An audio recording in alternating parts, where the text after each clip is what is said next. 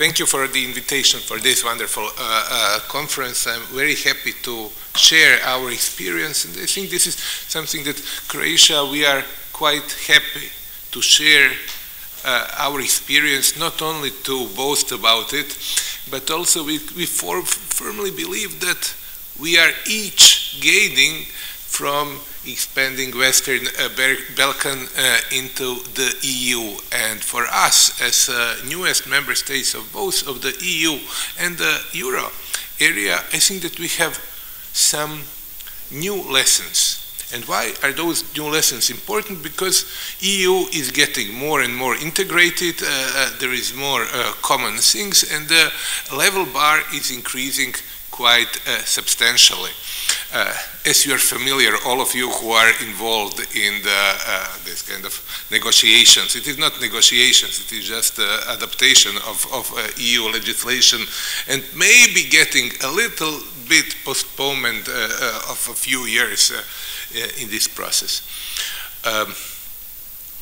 So this is number one. Number two, Croatia, we entered EU in quite difficult time, in deep recession.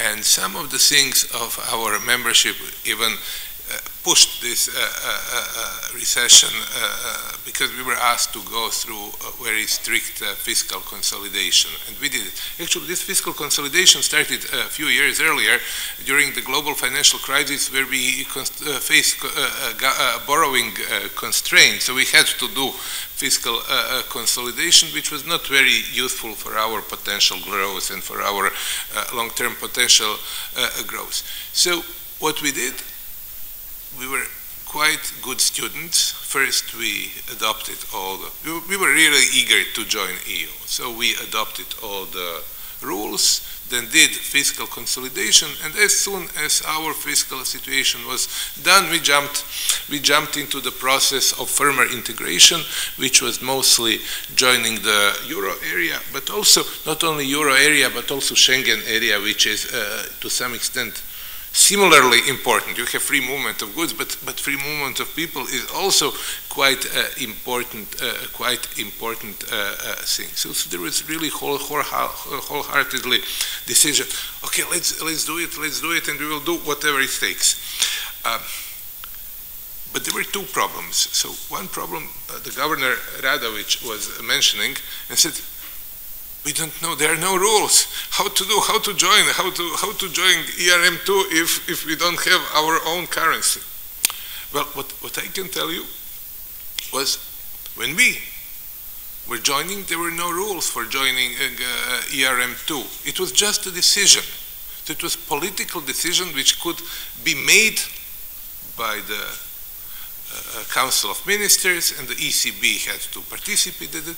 It was a political decision. So the rule was made according to that situation. And here, Vice Governor Žumer, you will not, Governor was very useful because she was dealing with Croatia and was very helpful in the process. So the rules have changed, and for you the rules will need to be adopted, and I'm very positive how they will be adopted, because we had similar situation with Baltic states. They were in currency board, and imagine, currency board, they have to have some volatility, but there is no volatility against euro. What to do? So it can be done, and I'm quite positive that it will be done. But it will not be done, oh, it's fine, exchange rate criteria is being met. It will not work really that way, because what EU has learned and how it has expanded in the meantime was that we found that fiscal stability is important, macroeconomic stability is important, legal situation is important, but above all, maybe, is that you need to belong into close cooperation with the banking union, because part of the EU integration went into integrating banking supervision. So all of those things had to be met. So ECB, Commission, they said, okay, what to do, how to do. So they set up some kind of conditionality, and we said, fine, and we did it.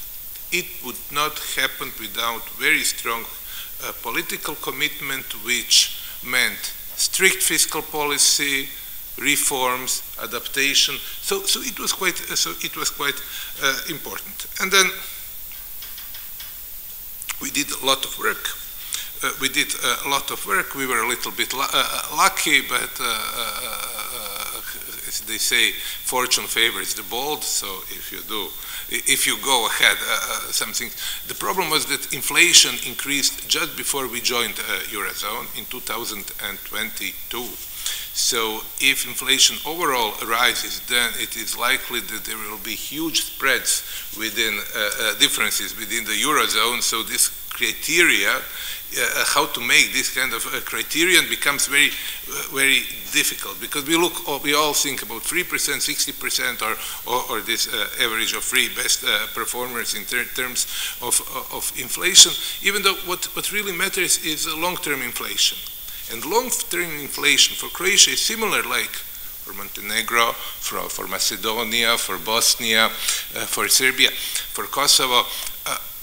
We are converging. So long-term inflation in convergence country, we have nominal and real convergence, will be higher than the core of the EU. And everybody knows that, but it is not a problem. So if it comes with productivity growth, it is fine. So basically, the short story is that Euro is with us, a little bit of inflation, and I think that I can say a little bit in the next round, a little bit of inflation, a lot of stress for us in the central bank, because it was a huge amount of work. We heard a little bit about one of the measures that you are implementing